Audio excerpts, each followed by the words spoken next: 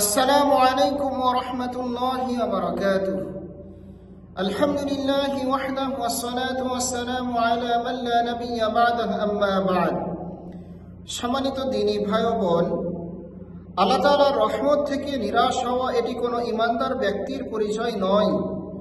সে যত বড়ই বিপদে পড়ুক না কেন, আল্লাহ তাআলা অবশ্যই তাকে দেখছেন, তার কথা শুনছেন এবং আল্লাহ তাআলা তাকে অবশ্যই সাহায্য করবেন।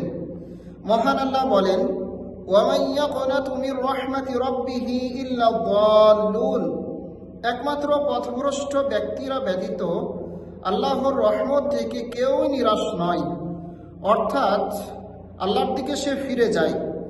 ইবনে আব্বাস রাদিয়াল্লাহু তাআলা থেকে বর্ণিত হাদিস, রাসূল সাল্লাল্লাহু আলাইহি সাল্লামকে কাবিরা গুনাহ সম্পর্কে যখন জিজ্ঞেস করা হয়, তখন তিনি বললেন, কাবিরা গুনাহ হচ্ছে আশশিরকু বিল্লাহ, আল্লাহর সাথে কাউকে অংশীদার বানানো, শিরক করা। ওয়াল ইয়াসু মির রাউহিল্লাহ, আল্লাহর রহমত থেকে নিরাশ হওয়া দ্বিতীয়ত।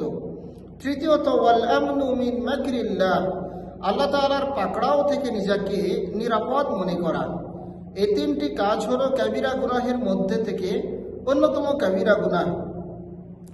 আব্দুল্লাহ ইবনে মাসউদ রাদিয়াল্লাহু তাআলা থেকে আরো বর্ণিত আছে, আকবারুল কাবাইরি আল ইশরাকু বিল্লাহ। আল্লাহ রাসূল সাল্লাল্লাহু আলাইহি সাল্লাম বলছেন, কাবিরা গুনাহের মধ্যে সবচেয়ে বড় কাবিরা গুনাহ হলো আল্লাহর সাথে কাউকে অংশীদার সাব্যস্ত করা, শিরক করা।